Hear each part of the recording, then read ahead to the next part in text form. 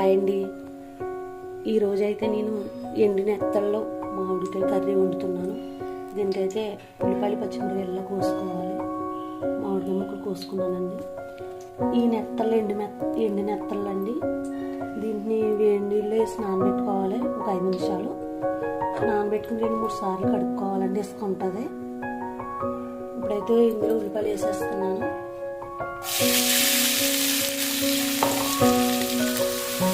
ఇందులో కరివేపాకు కూడా వేసుకోవాలి కొద్దిగా.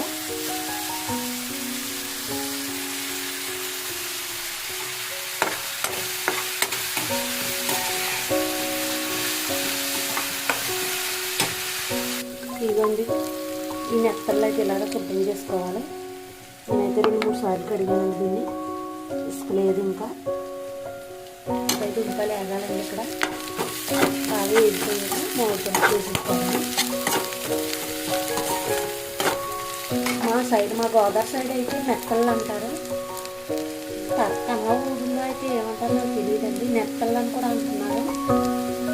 మీ సైడ్ ఏమంటారు కామెంట్స్లో పెట్టండి. ఫస్ట్ టైం మన ఛానల్ చూస్తున్నట్టయితే సబ్స్క్రైబ్ చేసుకోండి ప్లీజ్ అండి. మీ సపోర్ట్ అయితే చెయ్యాలి కొంత.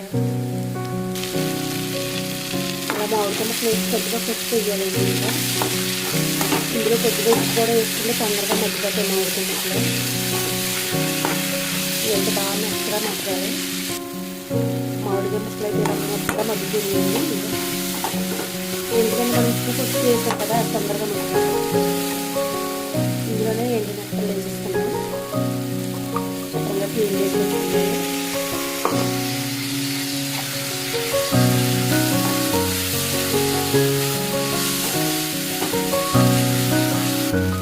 ఇందులో కారం కూడా వేసాను. మీరు తగినంత కారం వేసుకోండి. ఇందులో వాటర్ పోసేసుకోవడం. ఇలా వాటర్ పోసుకోవాలండి. వాటర్ కొద్దిగానే పడుతుంది, ఎక్కువ పట్టం. ఎందుకంటే మామిడికాయ మగ్గిపోయింది కదా. ఈ కర్రీ అయితే టేస్ట్ చాలా బాగుంటుందండి. మీరు కూడా ట్రై చేయండి ఒకసారి. ఎలా కుదిరిందో కామెంట్స్లో పెట్టండి. మన ఛానల్ సబ్స్క్రైబ్ చేసుకోవడం మాత్రం మర్చిపోకండి. ఇందులో కొద్దిగా కొత్తిమీర వేసుకోవాలండి. టేస్ట్ మాత్రం చాలా బాగుంటుందండి. ఈ వాసనకే నాకు ఆకలి వేసేస్తుందా. టేస్ట్ అయితే చాలా బాగుంటుంది పుల్లగా నోటికి.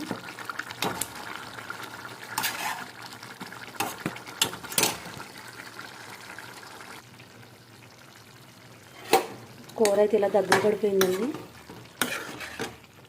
మామిడికాయ కూర కొద్దిగా ఇలా ఉన్నప్పుడు దింపేసుకోవాలి, ఎందుకంటే చిక్కబడిపోద్ది.